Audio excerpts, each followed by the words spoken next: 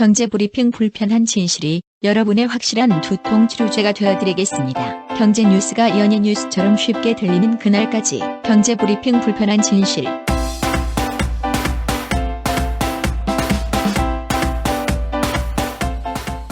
경제브리핑 불편한 진실 1월 3일 순서 시작하겠습니다. 주변에서 달력 인심이 박해졌다. 이런 얘기 많이 하시더라고요. 그렇죠. 요즘은 달력이나 다이어리 선물 받기가 쉽지 않죠? 그러니까요. 저희 같은 경우에도 재작년만 해도 달력이 넘쳐났잖아. 그래서 네. 주변 분들한테 나눠주기도 하고 했는데 올해는 달력 들어온 숫자를 손가락으로 다 셀 수가 있더라고요. 네. 그것도 두 손이 아니라 한 손으로 다 셀 수 있을 정도로 적게 들어오던데 뭐 이유는 이런 얘기들이 있습니다. 경기가 워낙 나빠진 데다가 탄핵 정국으로 인한 혼란으로 달력을 아예 제작하지 말자 이런 업체들이 많았다는 거예요. 네. 이 때문인지 올해 휴일이 언제인지 찾아보는 즐거움을 아직까지 맛보지 못한 직장인들도 있는 것 같다는 얘기가 들리고 있습니다. 특히 평일에 휴가를 내면 긴 연휴가 생기는 샌드위치 데이. 이거 직장인들 가장 큰 관심사인데 네. 올해는 언제지? 이러시는 분들도 의외로 많더라고요. 그것도 요인인 것 같아요. 요즘 스마트폰 앱이 달력이나 다이어리가 워낙 잘 나오잖아요. 그렇죠. 게다가 이거 모르시는 분들도 의외로 많아요. 올해가요 12년 만에 공휴일이 가장 많대요. 그거 몰랐는데요. 그러니까 박 PD도 모르고 있었잖아. 이 사실조차 알지 못하는 분들이 많아서요. 오늘은 오프닝으로요. 보기만 해도 기분 좋은 올해 황금 연휴 저희가 함께 찾아보도록 하겠습니다. 그러면 첫 번째 황금 연휴가 언제일까요? 오래 기다리시지 않으셔도 돼요. 3주만 있으면 황금 연휴가 시작됩니다. 설이잖아요. 그렇죠. 설 연휴에 대체 휴일이 30일. 이게 붙여 있으니까요. 나흘을 쉴 수 있다고 해요. 그래서 이때 해외여행 가시는 분들이 상당히 많으시더라고요. 두 번째 여러분들이 기대하실 만한 휴일은요. 3일절이네요. 3일절은 수요일입니다. 그래서 이틀 휴가를 내면 닷새 연휴를 즐길 수 있다고 하는데 이거 뭐 모든 직장인이 가능한 건 아니겠죠? 네. 그리고 가정의 달 5월에는요. 근로자의 날 1일, 그리고 석가탄신일인 3일, 어린이날인 5일, 나란히 월, 수, 금 이렇게 돼 있어요. 네. 징검다리 휴일이라고 하죠. 그렇기 때문에 사이에 낀 이틀 휴가를 내게 되잖아요. 그러면 총 9일을 쉴 수 있다고 합니다. 화요일, 목요일을 내야 된다는 건데 이거 애매하네요. 그렇죠. 좀 용기 있는 직장인들은 가능하지 않을까 이런 생각도 들고요. 그 다음 휴일이 언젠가 봤더니만 6월에는 현충일이 있네요. 그리고 8월에는 광복절이 있는데 둘 다 화요일입니다. 그래서 월요일날 휴가를 낸다면 4일 연휴가 생기게 된다고 하더라고요. 뭐 여기까지 나랑 별로 상관없어 이러시는 분들도 그 다음 휴일은 상당히 기대가 많으실 것 같아요. 추석이 있는 10월 이런 얘기까지 있더라고요. 연휴 블랙버스터 최장 10일을 쉴 수 있다 뭐 이런 얘기가 있기 때문인 거죠. 10일이요? 어떻게 되냐면요 3일이 화요일인데 개천절입니다.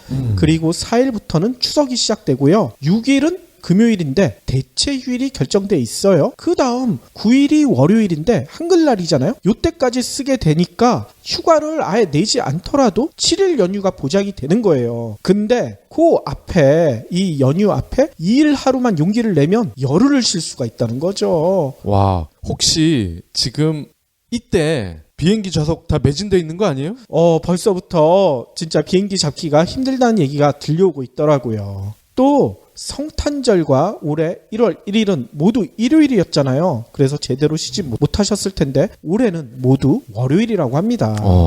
그러니까 2주 연속 3일 연휴를 쉴 수 있다는 얘기인 거죠. 그러니까 올 한 해 연휴 이렇게 살펴보니까요. 한두 달마다 샌드위치 휴일이 돌아와요. 거기다가 5월과 10월은 블록버스터급 황금 연휴. 그러니까 올해 연차만 잘 쓰면요. 여름 휴가까지 포함해서 장기 휴가를 3번까지도 가능하다는 거예요. 연차를 잘 쓸 용기가 있어야 될 것 같고요. 그리고 굳이 이렇게 블록버스터니 뭐니 하지 않아도 이미 많이 쉬고 계신 분들은 또 죄송하기도 할 것 같고요. 그래도 이런 얘기가 있잖아요. 잘 놀아야 일도 잘한다. 올 한 해 이렇게 열심히 일하고요. 휴가도 저희가 알려드린 대로 알뜰하게 챙기다 보면 진짜 좋은 일이 많이 생기지 않을까요? 잘 쉬어야 잘 일할 수 있죠. 거짓말 할 때는 무의식적으로 코를 만진다. 한국인들은 거짓말할 때 코를 만지지도 않는다. 귀가 캥길 때는 눈을 마주치지도 못한다. 한국인들은 거짓말할 때 오히려 상대를 똑바로 쳐다본다. 우리가 알고 있던 거짓말에 대한 상식은 모두 틀렸다. 한국인에게는 한국인만의 거짓말 신호들이 따로 있다. 5년의 조사 기간 1083개의 거짓말 사례에서 뽑아낸 한국인만의 거짓말 특징 25가지. 쉽게 속이고 쉽게 속는 우리, 쉽게 분노하고 쉽게 용서하는 나라. OECD 사기 범죄율 1위 국가, 거짓말에 관대하고 무감각해진 한국에서 나를 지키는 강력한 행동 심리학. 이제 그들의 거짓말이 보인다. 지금까지 몰랐던 한국인의 거짓말 신호 25가지. 한국인의 거짓말. 도서 출판 추수밭. 그러면 오늘 꼭 챙겨야 할 경제 브리핑. 조선일보가 저희 방송을 열심히 듣고 있나? 지난 연말에 저희가 지난 한 해 동안 했었던 방송 베스트 5를 소개해 드렸는데 네. 그 중에 하나가 일본 빈집 얘기였잖아요. 네. 지난해 5월 9일 방송 일본 8채 중 한 채가 빈집 이런 제목으로 저희가 알려드렸었는데 오늘 조선일보가요 2015년 인구주택 총조사를 인용해서 전국 빈집이 106만 9천 가구 사상 처음으로 100만 가구를 넘어섰다. 일본형 빈집 쇼크가 멀지 않았다. 이렇게 전하고 있어요.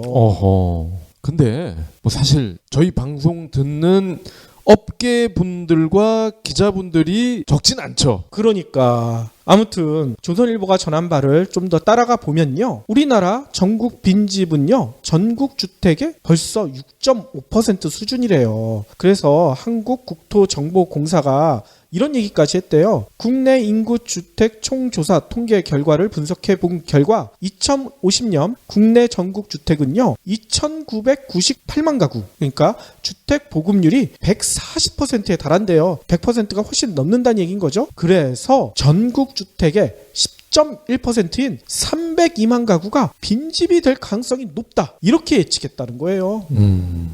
특히 어디가 빈집이 많을까? 2050년에 강원도는 무려 23.2%, 전남은 25.4%. 그러니까 강원과 전남 같은 경우에는 4집 중 한 집이 빈집이란 얘기인 거죠. 심각한데요? 아니 그러면 강원과 전남만 그러냐? 아니라는 겁니다. 도심 지역도 예외가 아니래요. 2015년 7만 9천 가구였던 서울 빈집이요. 2050년에는 31만 가구로 급증할 전망이라고 합니다. 따라서 전문가들은 한국도 저출산, 고령화, 주택 과잉 공급 이렇게 모든 요인이 겹치면서요. 일본식 빈집 쇼크가 발생할 수 있을 만큼 커졌다. 이런 얘기를 하고 있대요. 그러니까 정부가 조기에 대책을 세워야 한다. 이런 조언까지 내놓고 있고요. 저희가 예전 방송에도 알려드렸듯이 일본 사례도 조선일보는 또 전하고 있네요. 일본은요. 2013년 기준으로요. 빈집이 전국 주택의 13.5%나 된답니다. 도쿄 같은 경우에도 전체 주택의 11%가 빈집이라고 해요. 그래서 그때도 얘기 드렸었잖아요. 일본 같은 경우에는 빈집에 대해서 지자체가 나가서 철거 등 행정 조치를 취하고 있고 또 빈집을 관리해주는 회사까지 생겼다. 똑같이 전하고 있습니다.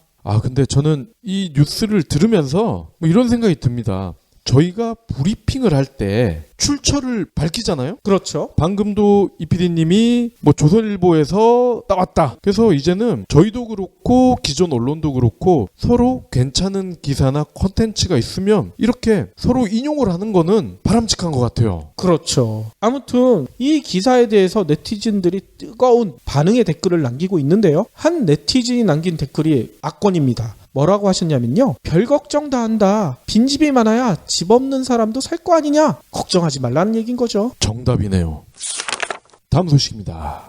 요즘 계란이 너무 비싸서 사 먹기가 힘든데 왜 이렇게 비쌀까? 원인을 둘러싸고서 농가와 중간 유통상들이 서로 네 탓이다 이러고 싸우고 있답니다. 아이고. 오늘 한국농수산식품유통공사 AT라고 그러죠. AT와 농협중앙회 등에 따르면 전남에서 AI가 처음 신고된 지난달 16일 특란 30개 평균 소매가는 5,678원. 그런데 지난달 30일 8,237원까지 올랐습니다. AI 발생 이후 45일 만에 거의 50%가 오른 셈인데요. 같은 기간 산지 가격은 한 판에 3,735원에서 5,919원, 58%가 급등했어요. 오호. 소매가가 산지 가격 대비 약 40에서 50% 비싸다는 거죠. 이미 계란 한 판에 15,000원을 넘는 곳이 있을 만큼 계란은 가격 책정이나 집계가 의미가 없다. 통제 불능이다. 이런 상태까지 온 것 같은데 이에 대해서 양계협회는 이렇게 말을 합니다. 계란 가격 집계 자체가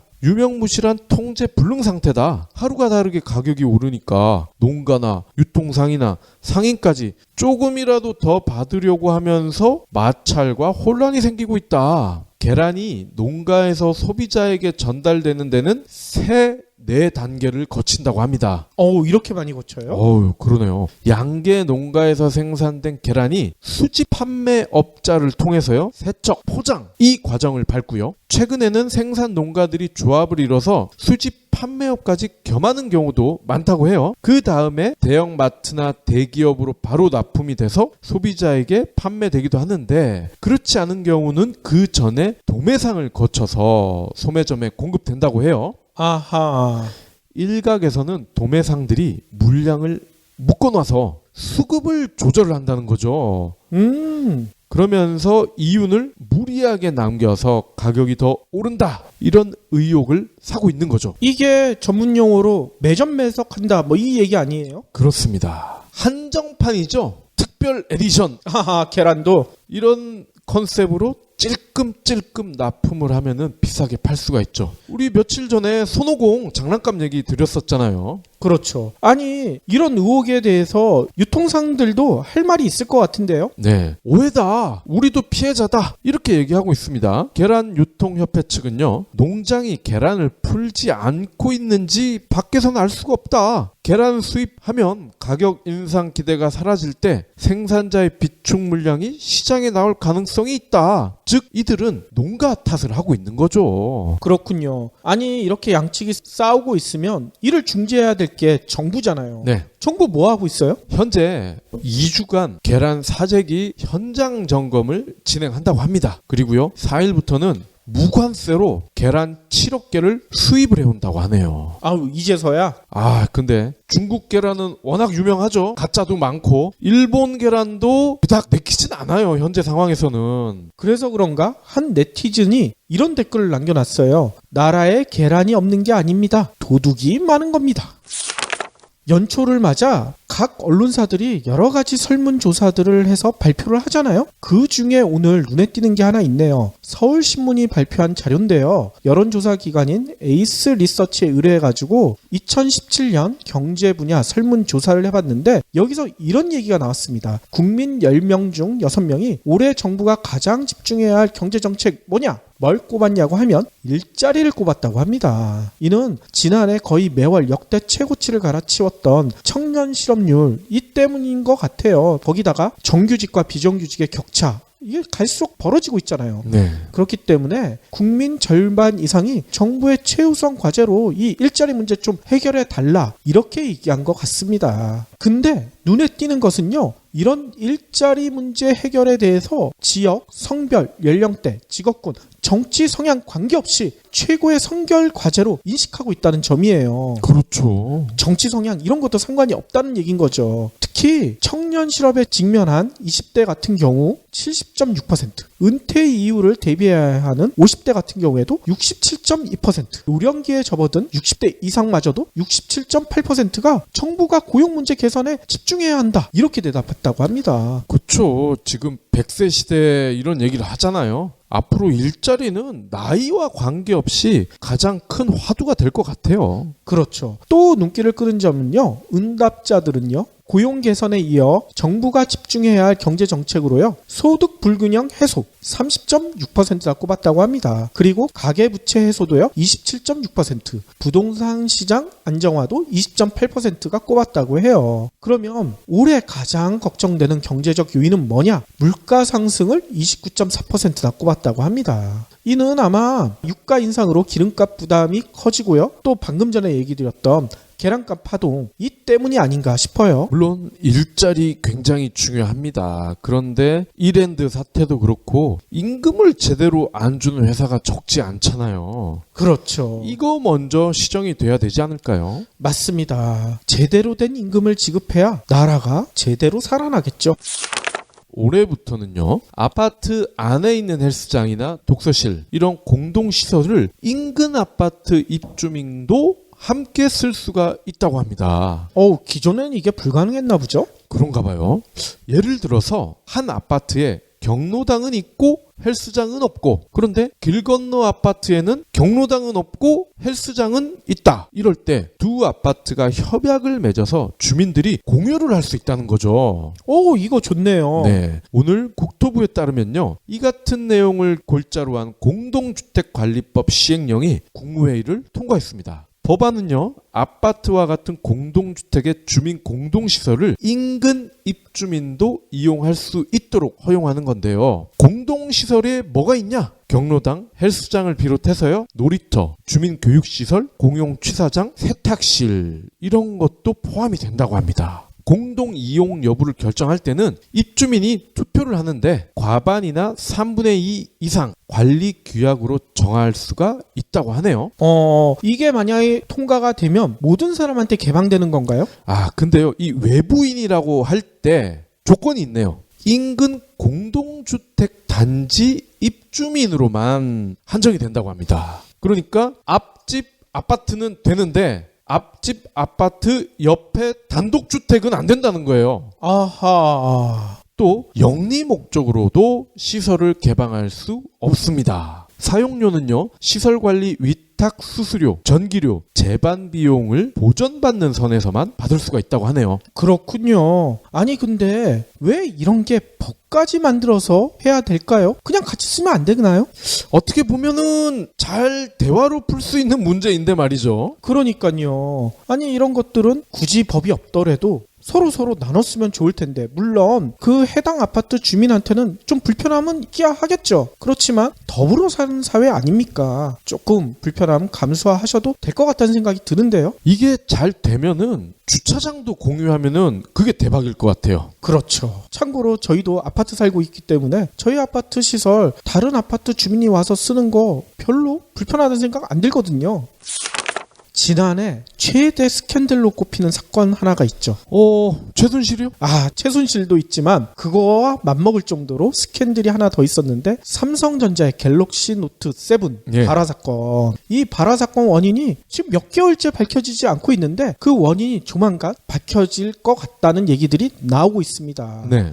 뭐냐면요, 이 발화의 원인이요, 배터리 자체의 결함보다는요, 배터리 온도를 제어하는 시스템 오류 쪽, 이 가능성이 높다는 의견들이 많이 나오고 있다는 거예요. 그쵸. 처음에는 삼성 제품에서 뻥 터져서 배터리 자체가 문제인 줄 알았다가 중국 제품에서도 그런 똑같은 현상이 나타나니까 배터리는 아닌 게벼, 그렇게 넘어갔었잖아요. 그렇죠. 오늘 전문가들에 따르면요, 갤로트 7의 배터리 온도를 제어하는 배터리 제어 시스템이 제 역할을 다하지 못한 결과 결국 발화로 이어졌다, 이런 분석들이 쏟아지고 있다고 합니다. 삼성전자 역시요, 배터리 자체 결함으로 인한 발화였다는 처음 주장과는 달리 배터리 외부에서 열이 발생한 것으로 가닥을 잡고 있는 것으로 알려지고 있다고 해요. 삼성전자는요, 배터리 발화 원인을 분석한 결과를요, 이달 중순께 발표할 예정이라고 합니다. 그러면 배터리 제어 시스템이 뭔가 봤더니만요, 배터리의 이상 과열로 인한 징후가 포착되잖아요. 그러면 발화를 막는 소프트웨어 프로그램이 작동을 한대요. 이게 바로 배터리 제어 시스템이란 얘긴 거죠. 예를 들어요, 배터리에 이상 과열 징후가 발생하면 스마트폰 애플리케이션 프로세서, 그러니까 AP라고 하죠, AP와 통신을 주고받으면서요, 디스플레이 화면을 어둡게 한대요. 네. 어둡게 하면 어떻게 되겠습니까? 발열을 낮출 수 있다는 거죠. 노트 7에 탑재된 리튬이온 배터리는요, 70에서 80도 수준의 온도에서 발화하는 걸로 알려져 있어요. 근데 스마트폰 전력을 관리하는 칩에서 발열을 제어하지 못하면 발화할 확률이 높아진다고 합니다. 근데 이때 배터리 제어 시스템이 제대로 작동한다면 사용이 차단되거나 아니면 전원이 꺼지는 이런 강제 조치가 내려지게 된다는 거예요. 그러면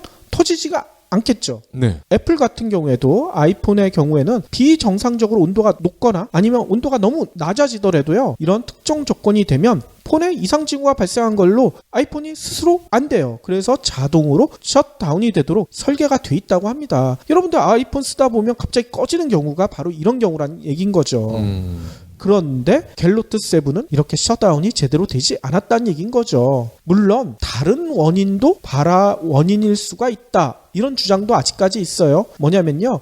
갤로트 7의 두뇌 역할을 하는 AP가 고성능이다 보니 발열이 그냥 이 자체가 너무 높았지 않았는가 이런 지적도 있다고 해요. 아무튼 업계 관계자는 이런 얘기를 하고 있다고 합니다. 갤로트 7의 발화 원인을 찾아 갤 S8에 어떤 점을 반영했는지 밝힌다면 소비자들이 차기작을 충분히 신뢰할 수 있을 것 같다. 왜냐하면 소니가 예전에 노트북 PC 배터리 게이트 사건으로 배터리 충전을 80%로 제어하는 소프트웨어 유틸리티를 추가해가지고 문제를 해결했었는데 이 전철을 밟을 수도 있다는 설명을 하고 있다고 합니다. 전문가들은 이렇게 설명했지만 아직까지 네티즌들의 반응은 달갑지 않은 것 같아요. 한 네티즌이 이런 댓글을 남겨놨네요. 진짜 배터리 제어 시스템의 문제라면 예전에 한 네티즌이 주장했던 그 의견이 맞지 않은가 이런 생각이 든다는 거예요. 뭐냐면요. 원가 절감을 위해서 배터리 관련 센서를 많이 빼먹었다는 주장이 있었거든요. 이게 진짜란 얘기네.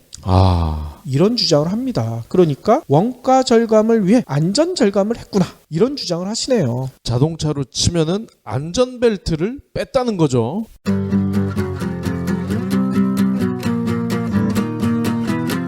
포브스가 매년 발표하는 전 세계 억만장자 순위 아시죠? 이 리스트에 이름을 올리는 가장 빠른 방법이 뭘까요? 글쎄요. 사업, 복권, 땡! 바로 결혼입니다. 결혼이요? 네, 결혼이요. 여기 부자가 되기 위해 억만장자와 결혼하기로 한 프랑스 여배우가 있습니다. 어차피 열심히 일을 해서 돈을 모아봤자 그들과 같은 부자가 되기는 글렀으니 차라리 억만장자인 남자와 결혼을 하겠다는 건데요. 사실 정말 결혼한 건 아니고요. 프랑스에서 2009년부터 지금까지 인기를 얻고 있는 경제 풍자 연극이 책으로 나왔습니다. 양극화, 경제 불평등 좋은 말이긴 한데 조금 지루하고 어렵잖아요. 이런 사람들을 위해 여배우이자 코미디언인 저자가 억만장자와 결혼하려는 신부를 연기합니다. 억만장자의 실체를 가감없이 까발리는 그녀의 비평이 아주 매섭습니다. 그녀가 본 억만장자의 실체는 무엇일까요? 그래서 나는 억만장자와 결혼했다. 기대 바랍니다. 도서출판 한빛피즈. 그러면 오늘의 섹션 시작할 텐데요. 경제브리핑 불편한 진실의 모토가 연예뉴스 같은 경제뉴스잖아요. 네. 그래서 그런가? 오늘은 연예뉴스 같아요. 손지창 얘기네요. 그렇습니다. 새 벽두부터 90년대 아이돌 스타죠. 손지창이 큰 관심을 얻고 있는데요. 방송을 들으시는 분들 중에서 20대나 30대 초반 분들은 혹시 이 사람이 누군지 모르실 수도 있어요. 근데 잠깐 설명을 드리면요. 1994년에 손지창, 장동건, 심은하가 출연한 드라마 중에 마지막 승부라는 게 있었거든요. 그렇죠. 이게 지금의 도깨비보다 더 인기가 많았을 것 같아요. 그만큼 유명한 스타였는데 이 양반이 미국 전기차 업체죠. 테슬라. 이 테슬라 중에서도 모델 X, 이 모델 X의 오너이거든요. 근데 이 차를 타고 있다가 사고가 났어. 아하. 그러면서 미국과 한국에서 큰 이슈가 되고 있어요. 아니, 미국과 한국이란 얘기는 미국에서 사고가 났다는 얘기인 것 같은데요? 네, 맞습니다. 손 씨가 작년 9월에 모델 X를 아들과 함께 타고 있었어요. 일정을 마치고 집에 돌아와서 차고에 주차를 하다가 급발진 사고가 일어났습니다. 차고는 물론이고요. 차고와 이어진 거실 벽면이 무너졌더라고요. 어허. 다행히 손 씨와 아들은 큰 부상을 입지는 않았는데 하마터면 대형 피해가 날 뻔했어요. 저도 사진 봤더니만 차가 반 이상 꼬라 박혔더라고요. 예. 그리고 진짜 그 차가 거실 벽면을 뚫고 거실까지 들어왔죠. 그러니까요. 문제는 사고 이후에 테슬라의 대응입니다. 손 씨가 테슬라에 보상을 요구했을 거 아닙니까? 그랬겠죠. 차도 새 걸로 주든 환불을 해주고 우리 집도 박살났으니 집도 고쳐주고 뭐 이런 식으로 요구를 했겠죠. 정신적 피해 보상도 얘기하지 않았을까? 예, 그것까지 해줘야 정상이겠죠. 그러니까요. 그런데 테슬라가 거부를 했다는 거죠. 아니, 거부 이유가 뭘까요? 거부 이유는요, 그겁니다. 운전자 과실인데 왜 우리가 해주냐. 아하. 그래서 손 씨가 열받았겠죠? 소송에 나선 겁니다. 이 같은 사실을 1일에 자신의 페이스북에 공개를 했고요. 그 다음 날인 2일 테슬라에서도 가만히 있으면 자기네가 욕먹을 것 같으니까 운전자가 가속 페달을 100% 밟아서 일어난 명백한 과실이다. 이렇게 해명을 했어요. 어우, 99.9%도 아니고 100%. 그렇습니다. 양측의 주장이 이렇게 팽팽히 맞서고 있기 때문에 소송이 장기화될 것 같아요. 어허.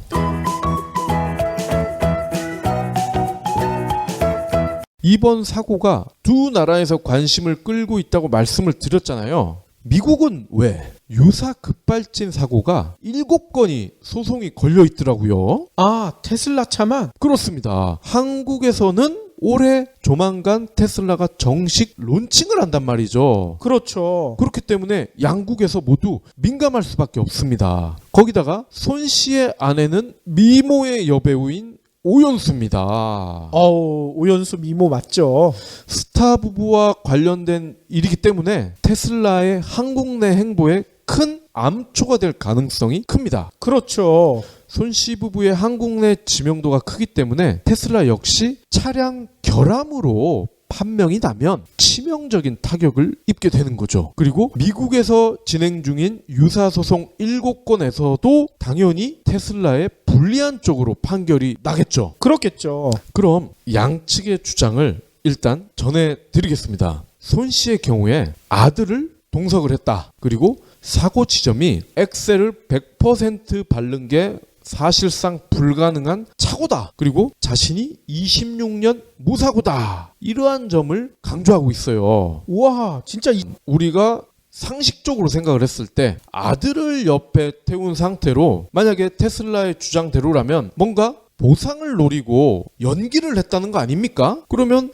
아들을 태우고 이렇게 연기를 할 수 있는 아버지가 과연 몇이나 될까? 거의 없지 않을까요? 그렇죠. 손지창이 아무리 연기자지만 이런 연기는 안 하겠죠. 그쵸? 아들 목숨을 담보로 이럴 일을 할 아버지는 없을 겁니다. 그리고요, 차고다. 차고에 주차를 하는데 상식적으로 악셀을 100% 밟는 사람이 있을까? 이것 역시 손 씨의 주장이 신빙성이 있죠. 그렇죠. 주차장에서 악셀을 100% 밟는 일은 거의 없습니다. 아니, 손 씨가 이렇게 주장하지만 테슬라가 또 반격할 근거가 있을 것 같아요. 맞습니다. 손 씨의 이런 주장을 무력화할 수 있는 게 바로 테슬라의 시스템인데요. 어떤 시스템이냐? 테슬라의 거의 모든 차량에는 일종의 전자주행기록 장치가 있어요. 전자주행 기록 장치는 뭔가요? 어떻게 보면요, 블랙박스와 비슷한 역할을 한다. 그러니까 블랙박스는 영상을 보관을 하잖아요. 그렇죠. 그렇기 때문에 어떤 일이 있었는지를 영상을 보고서 우리가 판단을 할 수 있게 해주잖아요. 근데 테슬라에 들어가 있는 전자주행기록 장치는요, 그겁니다. 언제 어디서 출발을 해서 몇 킬로까지 밟았고 어디에서 섰고 이런 운행 기록들이 다 남아있다는 거예요. 아하. 그런데 사고가 났다고 해서 뜯어봤더니 손 씨가 악셀을 100% 밟았다는 증거 기록이 남아있더라. 이래도 발뺌 할 거냐? 이렇게 됐다는 거죠. 그렇군요. 우리가 흔히 쓰는 말 중에 사람을 믿지 말라. 그리고 기계는 거짓말을 하지 않는다. 이런 게 있잖아요. 그래도 사람을 믿어야지 어떻게 기계를 믿습니까? 여러분은 어떤 말이 진실이라고 보십니까? 근데 저는 개인적으로 둘 다 진리인 것 같아요. 아, 그래요? 그래도 저를 믿어주세요. 기계를 믿지 마시고. 이 PD님은 믿죠, 제가. 근데 최소한 자동차 업계에서 벌어지는 급발진 사고만큼은 기계보다는 사람을 믿어야 된다고 생각합니다. 그것 봐요. 사람을 믿어야 된다고 하네. 왜냐면요, 기계가 거짓말을 할 수밖에 없는 상황이 나타날 수도 있다는 겁니다. 기계가 거짓말을 한다고요? 기계가 거짓말을 할 수밖에 없다는 얘기는 기계는 진실을 말하고 있음에도 그 환경 자체가 상상 밖의 환경이 갑자기 조성될 수가 있다는 얘기예요. 이 말이 조금 헷갈리시죠? 그러니까요. 설명을 좀 해주셔야 될 것 같아요. 네. 예전에 수동 변속기 시절에는요, 변속기 조작을 가끔 실수를 하는 분들이 있었어요. 아, 그랬었죠. 예. 그래서 직진을 해야 되는데 너무 급하다 보니까 후진을 하는 경우도 있고요. 그죠? 1단을 넣어서 차를 서서히 진행을 시켜야 되는데 너무 급하니까 3단에 넣고 2단에 넣고 막 이러다가 시동이 꺼지는 경우가 있죠. 그렇죠. 하지만 급발진 사고는 제 기억에는 없었습니다. 아하. 단순 변속기 조작 사고는 잦았지만 적어도 급발진 사고는 없었다는 거예요. 그런데 자동 변속기가 보편화하고 전자장비 비중이 커지면서 유독 급발진 사고가 늘고 있다는 겁니다. 이게 바로 90년대 중후반부터예요. 그렇군요. 결국 전자장비가 가득한 그런 자동차는 새로운 환경에서 만들어지는 변수, 이 변수에 취약해질 가능성이 크다는 겁니다. 또 예를 들어볼게요. 세차를 마쳤어요. 자동 세차. 그러면 파란불이 켜지면 출발하세요 라고 안내가 나오죠? 그렇죠. 그래서 D에다가 변속 레바를 놓고 엑셀을 밟습니다. 그런데 이때 급발진 사고가 유독 많이 일어납니다. 아, 그래요? 이 얘기는 뭡니까? 물이나 습기가 전자 시스템에 오류를 불러일으킬 수 있다. 이렇게 의심을 할 수 있는 대목이거든요.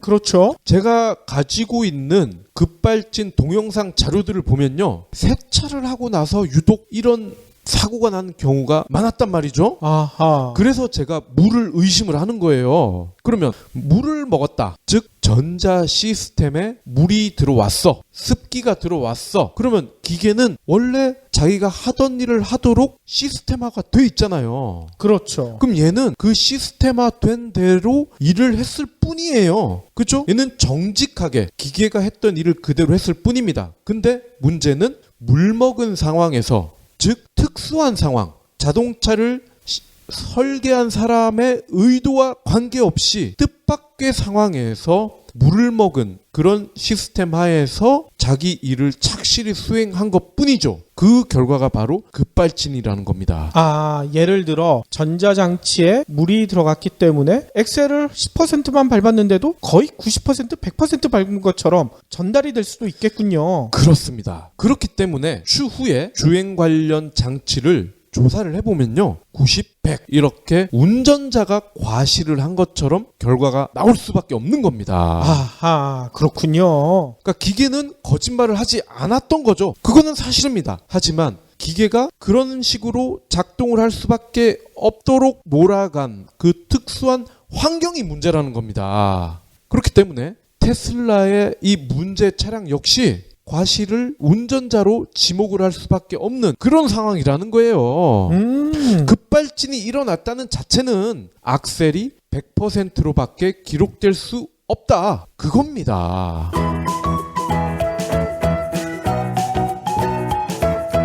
저는 그런데 이번 사건을 보면서 기업은 결국 한패구나. 이런 생각을 지울 수가 없더라고요. 테슬라도 결국 급발진 사고를 운전자 과실로 몰아가는 국내 완성차 업체와 다르지가 않구나. 그렇죠. 물론 정확한 판단은 나중에 나오겠지만 과거에 있었던 급발진 사고의 전개 과정과 너무 흡사하기 때문에 결말 역시 큰 차이가 없을 것 같다는 게 제 생각입니다. 그런데요, 제가 만약에 테슬라의 고위 임원이라면 한국 입성을 앞둔 시점이기 때문에 더더욱 손지창 씨와 긴밀하게 소통을 했을 것 같아요. 그렇죠.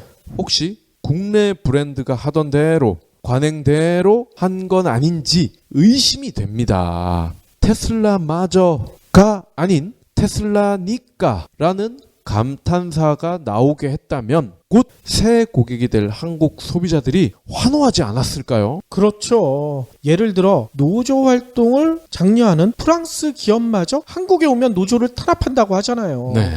우리 소비자들이 어떻게 대하느냐에 따라 그 기업들이 달라지는 거지, 아무리 좋은 제도와 아무리 노동 친화적인 기업 문화를 가지고 있는 기업들도 한국에서 소비자들이 관심이 없으면 한국 기업이랑 똑같이 됩니다. 결국 그 나라의 소비자, 정부 하기 나름이라는 거죠. 그렇죠. 아니 그런데 여기서 한 가지 저는 궁금한 점이 있는 게, 알파고까지 활약하는 세상이잖아요. 아니 그렇게 되면 이런 테슬라 같은 경우에는 이런 급발진이 감지된다, 급발진 위험성이 있다, 자동으로 멈춰줘야 되는 거 아니에요? 그게 방금 우리가 얘기했던 애플의 셧다운 시스템이라고 볼 수가 있는데요. 그렇죠. 기술적으로 제가 볼 때는 충분히 가능합니다.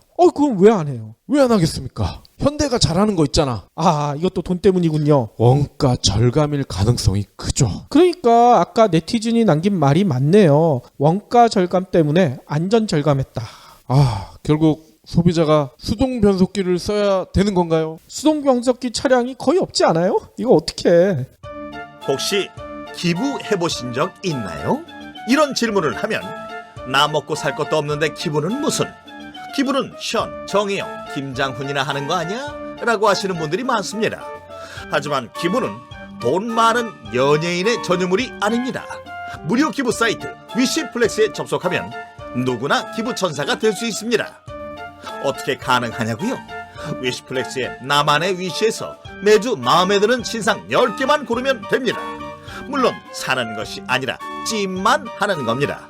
그러면 기부머니 500원이 매주 생기죠. 이 기부머니를 경제브리핑, 불편한 진실 같은 프로젝트에 후원할 수 있습니다. 참 쉽죠? 보너스도 있습니다. 매주 추첨을 통해 골라놓은 신상을 최대 90% 할인된 가격으로 살 수 있는 기회도 제공합니다. 기부도 하고 신상도 챙기고 그야말로 꽉 먹고 알 먹고입니다. 이래도 기부는 나와 상관없는 딴 나라 이야기라고 하실 건가요? 당장 위시플렉스에 접속해 자랑스러운 기부천사의 이름을 올리세요. 마지막으로는요, 좀 저희가 한번 같이 생각해 볼 만한 내용을 제가 페이스북에서 봤는데 그 얘기를 한번 드릴까 합니다. 이 내용은요, 따뜻한 하루라는 이메일 서비스에 나온 내용인데요. 제목은 이렇게 되어 있습니다. 지혜로운 생각. 아마 옛날 우화인 것 같아요. 이렇게 시작하네요. 옛날 어느 왕이 세자빈을 얻기 위해 나라 곳곳에 방을 붙였다고 합니다. 네. 전국에서 모인 수많은 교수들을 일일이 심사했대요. 세자빈을 뽑으려니까 아주 까다롭겠죠? 그래서 그 중에서 마지막 후보 10명을 뽑았다고 합니다. 그래서 왕은 10명의 처녀에게 문제를 냈다는 거예요. 어떻게 문제를 냈냐? 소량의 쌀을 나눠주면서 이런 얘기를 했대요. 너희들은 이것을 가지고 한 달 동안 먹고 지내다 오너라. 근데 재미난 것은요, 왕이 나눠준 쌀은 성인이 아무리 처녀라고 하더라도 아무리 아껴 먹어도 너무나 부족한 양이었다는 거야. 네. 이것만 가지고는 한 달을 절대 살 수 없는 그런 양이었다는 거죠. 근데 그것만 주면서 이것만 가지고 살다 오너라, 이렇게 얘기했다는 거예요. 그러니까 어떤 처녀는 이것을 가지고 죽을 쏘아 먹었고요. 좀 양을 늘리기 위해서. 또 어떤 처녀는 열등분을 해가지고 조금씩 한 달 동안 아껴 먹었대요. 그래서 한 달이 지나고 나서 10명의 처녀가 다시 궁전으로 들어왔다고 합니다. 근데 다들 어떻게 됐겠습니까? 다들 못 먹었을 거 아니에요. 삐쩍 말라서 왔겠죠. 막 네. 비실비실해져서. 어떤 처녀는 거의 쓰러져서 왔대요. 제대로 걷지도 못할 정도로 탈진을 한 상태로 왔다는 거예요. 근데 재미난 일이 있었답니다. 유독 한 처녀는요, 얼굴이 아주 환했대요. 그리고 통통해졌대. 거기다가 떡을 한시로 머리에 이고 들어왔다는 거예요. 네. 아니 그래서 너무 이상하잖아. 왕이 그 처녀한테 물어봤답니다. 너는 어떻게 그렇게 적은 쌀로 한 달 동안 먹고 또 떡까지 해서 왔느냐? 그랬더니 처녀가 왕한테 이렇게 얘기를 했대요. 저는 그 쌀로 떡을 만들어서 장터에 가서 장사를 했습니다. 거기에서 남은 이윤으로 쌀을 사고 또 떡을 만들어서 팔고 저도 먹고 집안 사람들까지 배불리 먹었습니다. 그리고 이렇게 남은 쌀을 가지고 임금님을 위해서 떡을 만들어 가지고 왔습니다. 왕세자빈이 누가 됐겠어요? 당연히 처녀가 됐겠죠. 저는 이 쌀을 가지고 고리 대금업을 한 줄 알았어. 고리 대검업이요? 아무튼 옛날이나 지금이나 먹고 사는 것은 인간에게 주어진 가장 큰 문제인 것 같아요. 주어진 자원을 어떻게 이용하느냐에 따라 진짜 배가 고플 수도 있고 배가 부를 수도 있죠. 그런데 뭐 자원은 한정돼 있잖아요. 그러니까 다들 너무 적게 주어졌다 뭐 이렇게 한탄하는 분들이 많을 텐데 이렇게 한탄만 할 게 아니라 이걸 어떻게 이용할까를 고민하다 보면 이 유아의 처녀처럼 지혜로운 해답을 찾을 수도 있지 않을까 이런 생각이 들어요. 그렇죠. 근데 뭐 이런 얘기 하시는 분들 계실 거예요. 그 처녀는 지혜롭고 나는 지혜가 없기 때문에 불가능해. 나는 배우지 못해서 할 수가 없을 거야. 이렇게 낙심하시는 분들도 계실 거예요. 그런데 이런 얘기가 있습니다. 지식과 지혜는 각각 분리되어 있다고 합니다. 따라서 못 배운 사람 중에서도 지혜로운 사람은 얼마든지 있을 수가 있고요. 또 아는 것이 많다, 지식이 많다고 자랑하시는 분들 중에서도 지혜롭지 못한 사람은 생각보다 많다고 합니다. 그렇기 때문에 여러분들이 어떻게 생각하느냐, 얼만큼 고민하느냐에 따라 진짜 지혜로운 사람이 될 수가 있다는 얘기인 거죠. 요즘 신문과 방송을 장식하는 분들 중에 이대에 계신 몇몇 교수분들 그 대표적인 경우 아닙니까? 그렇죠. 그리고 오늘 서울대에서 부끄러운 동문으로 우병우랑 김진태를 뽑았더라고요. 네. 이런 사람들이 지식은 많지만 지혜롭지 못한 사람들이죠. 지식과 지혜는 별개죠. 그러니까요. 그래서 또 하나 말씀드리고 싶은 게 아까 그렇게 낙담하셨던 분들 그러면 나는 그러면 지혜를 쌓고 싶은데 어떻게 해야 되지? 고민하실 거 없습니다. 저희와 함께 경제브리핑 불편한 진실을 열심히 들으시면서 많은 고민, 우리나라 경제, 사회적, 정치적 여러 가지 문제를 고민하시다 보면 자동적으로 지혜로운 분이 되시지 않을까 이렇게 확신합니다. 그리고 지식과 달리 지혜는요, 나눌수록 커지는 것 같아요. 그렇죠. 저희가 뭐 그렇다고 지혜와 지식으로 빠방하게 무장한 그런 사람은 아니잖아요. 하지만 지혜를 저희 애청자분들 그리고 저희가 함께 나누다 보면 저희 모두 지혜로워질 수가 있는 거거든요. 그렇죠. 저희도 애청자 여러분들이랑 소통하다 보니 점점 지혜롭게 되는 것 같고요. 네.